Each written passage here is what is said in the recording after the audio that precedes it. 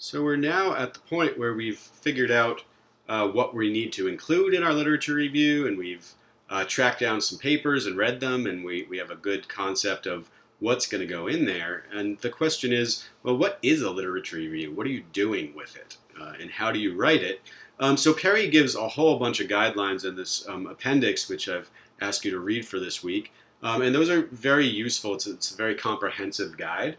But this is a little bit different than what we're doing in this class in particular, and also than what you're generally going to be doing when you write a real research paper, if you end up going that way. Of course, even if you don't end up writing research papers, you're going to sometimes need to read them, and it's worth understanding what those authors are doing when they do literature reviews within those primary research papers.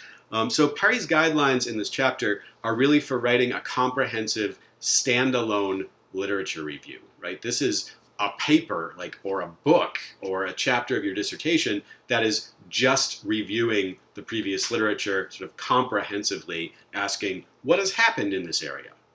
That's generally going to be published as a separate thing. It could be a secondary paper, as Perry calls it, a kind of overview or review paper. It could be an entry in an encyclopedia of the field, like the Encyclopedia of Applied Linguistics, the Handbook of Linguistics, whatever, right? Or this could be a chapter of your doctoral dissertation. When you write a doctoral dissertation in general, there is usually an entire chapter, sometimes more than one, that just goes over everything that's been written on the topic before. These are probably the least read and hardest to write chapters of PhD dissertations. Yet it's a pretty standard component. And with these kinds of writings, the primary purpose is to familiarize readers with what's been written about an entire area of inquiry, right? So my dissertation is going to be about, let's say, the duration of vowels in different kinds of syllables in English. In fact, that is what my dissertation was about. I'm going to have a chapter where I just go through decades of literature, things that have been written about duration of vowels based on syllable position in any language in the world, and how duration works in English, and how vowels work in English. It's going to be a super long chapter with dozens and dozens of references in it, and it's basically meant as a standalone summary of what we know about my general topic.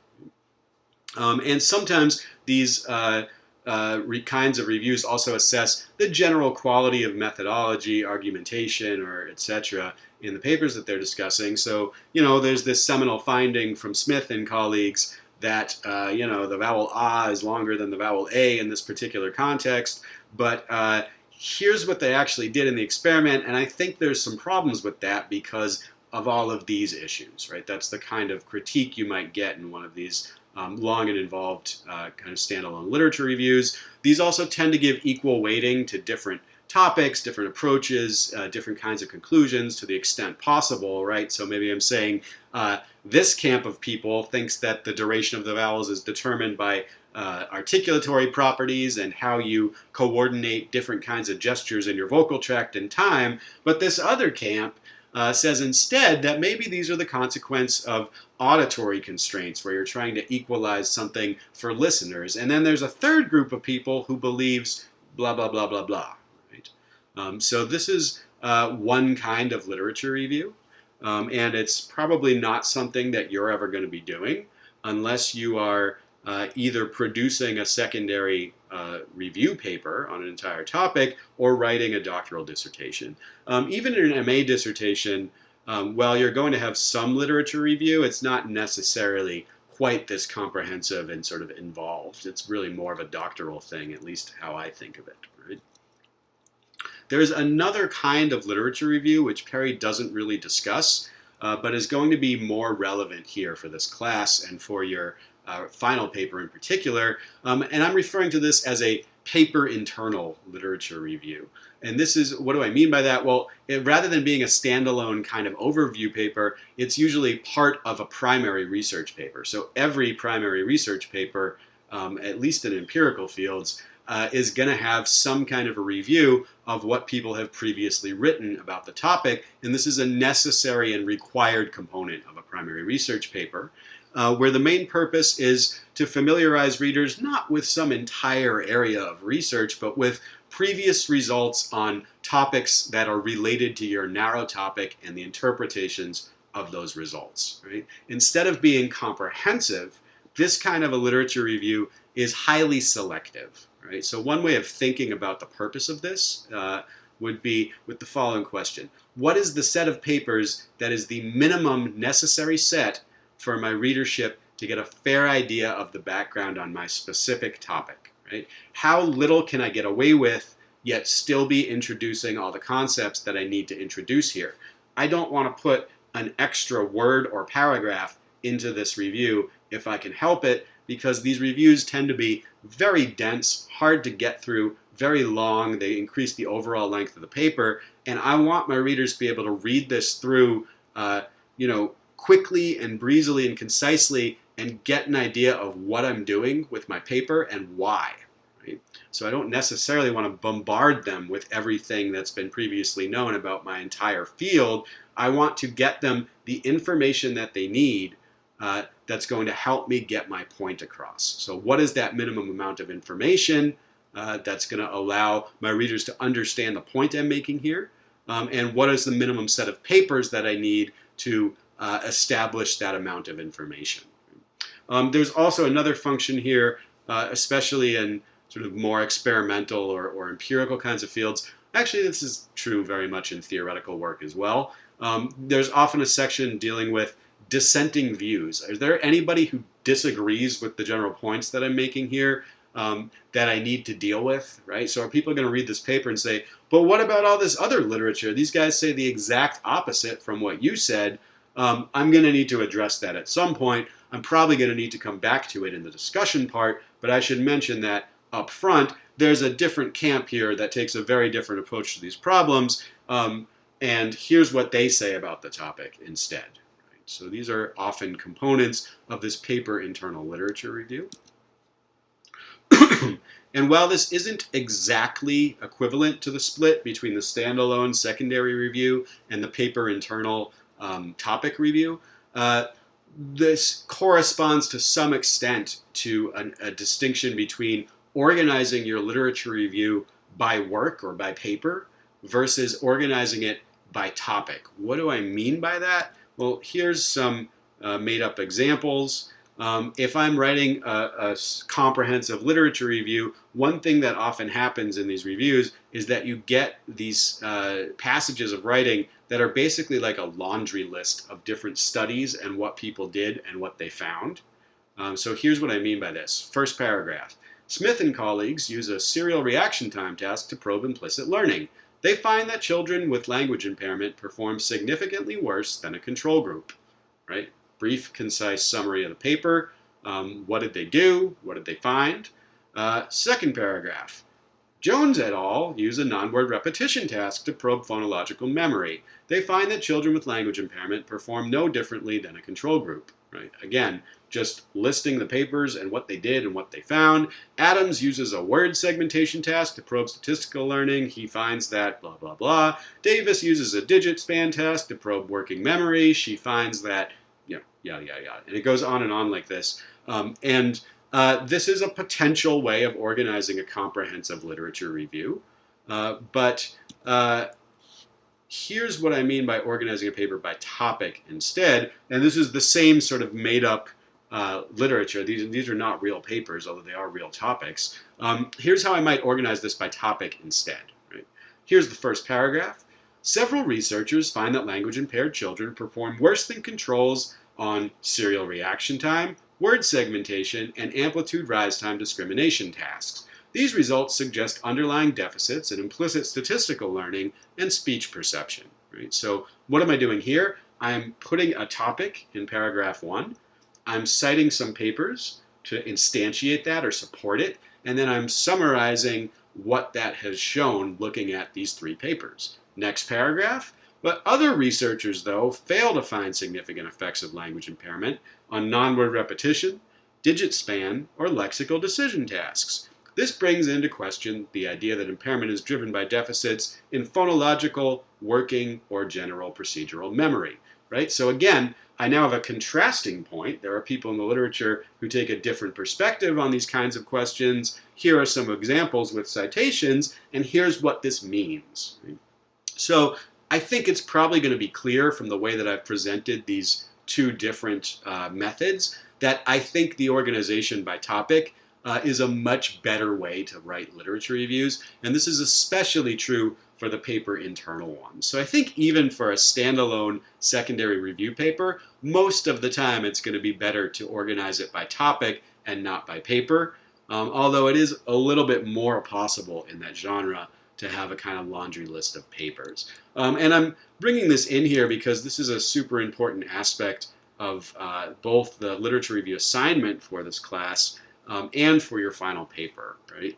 So my suggestion is that it's almost always better to organize literature reviews by topic. Why is that? Well, it helps the reader understand why you're summarizing the papers. They're not just endlessly reading through a list of results and they're like, where is this going?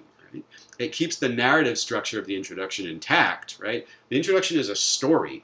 I'm setting the stage for the study that I'm about to tell you about, or whatever kind of research I'm about to tell you about. Here's what the background, here's what the setting looks like.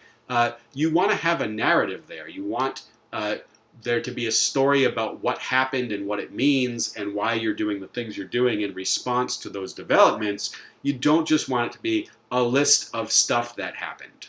Right? It's easier and more interesting to read when it's organized in this narrative way. And last, it makes it clearer to yourself, right, to the author, exactly which information about a paper is relevant and necessary in order to frame the current study, right? If I'm just listing papers and the results, there's all these questions. Well, how much detail do I need to go into about what they did and how many subjects there were and what kinds of subjects those people were and what the procedure was like? How much detail do I need about what the results were like and how they analyzed them? Whereas if you're organizing it in this narrative way where you're trying to tell a story about the background in your area of research, the amount of detail you need to be put in is going to be dictated by what you're using the study to show. Right? You need as much detail as is necessary to establish that this study supports the thing you're saying in this paragraph. If the thing you're saying in the paragraph is these guys wrote a paper, right? It's not clear how much detail you need to put in there.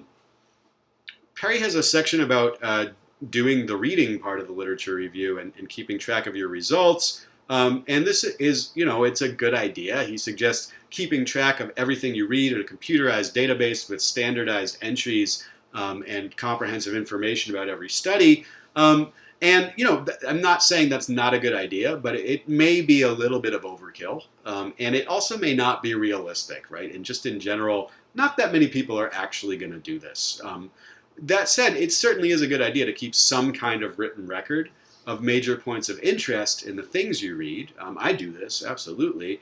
And it's probably a good idea to write a summary of papers you read while they're still fresh in your head, right? So he suggests that every time you look at a paper, make a new entry in your database and summarize the paper. And that might be, a little bit more intense than we actually need to do most of the time. But it is a good idea to write things down while the paper's still fresh in your head because you forget things. In order to digest a paper, you kind of have to idealize and schematize what happened in the paper. And it's very easy to sort of misremember or misstore things. I find this happening all the time, but where I'll be thinking, oh, but there's that paper from Jones 1993 that showed that this thing is true. And then I look back at Jones 1993, and that's not actually what it says. It says something sort of related to that, but I've just stored it in my mental paper lexicon in a different form than it was actually there. So it is a good idea to keep records of what you're reading, at least of the most important points. Now, Perry suggests this extremely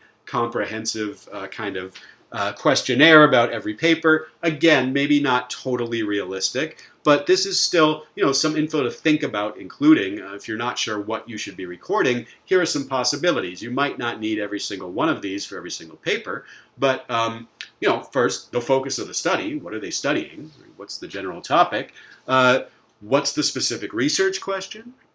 Are there specific hypotheses that are being tested in this work? And there aren't always specific hypothesis testing procedures. That's only characteristic of some research, not all of it. If you're looking at more experimental or hypothesis testing kinds of literatures, then what is the sample? That is the people who were used in the experiment or in the study, or were studied in that research. How many of them were there? How old were there? What was the gender breakdown? And this can be more important in some kinds of research than it is in others. And it really sort of depends on what you're studying, whether all of this information is going to be super relevant. How did they get the sample? How are they assigned to different conditions? Was it random assignment or some other procedure? Not all of these questions are going to be relevant to every study, but for experiments, this is good information to try to keep track of. What kinds of variables did they use in the study?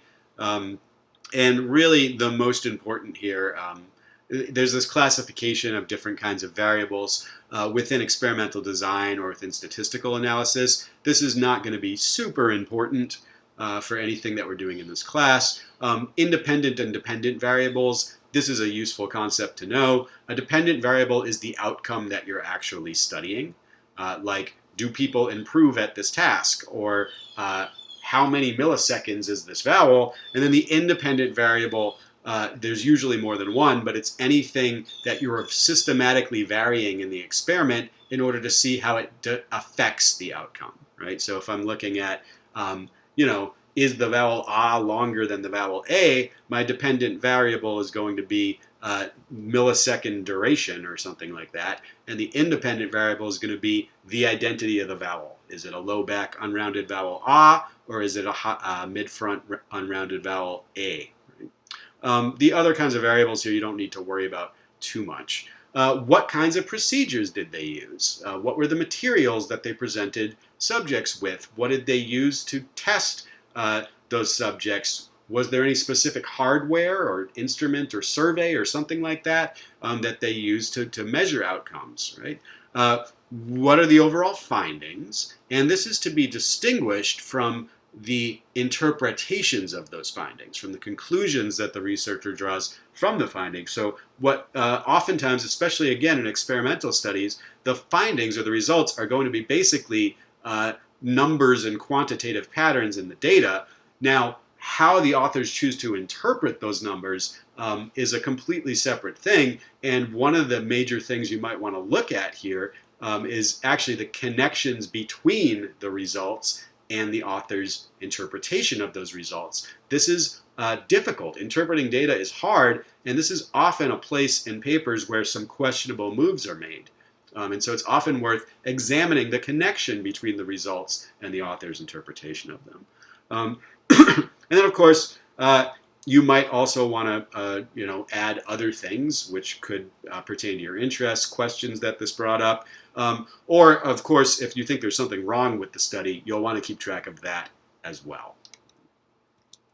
Okay, so that basically concludes what I have to say about literature reviews. And, the best way to sort of figure this stuff out is by doing, and that's what we're going to be doing for our next assignment.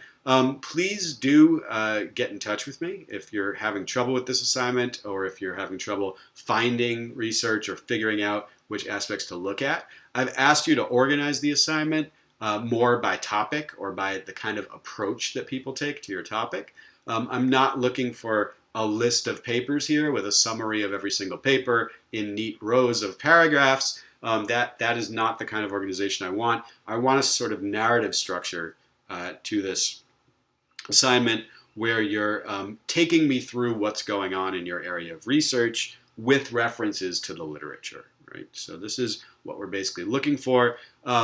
This is not going to come out perfect the first time. It's very hard to write a good literature review, but it's good to get some practice trying. And I, wanted to go over some of these basic aspects of what it means to write a literature review. In the next video, I'm going to talk about peer review and what it is. And this is not strictly relevant to this assignment or anything like that, but it is some information about how academia works in general and scholarly publishing that is worth knowing if you're going to be certainly producing research. You're going to need to know about this. But even if you're just consuming research, it's worth knowing a little bit about what went into that research. And that's going to be the topic of the next section.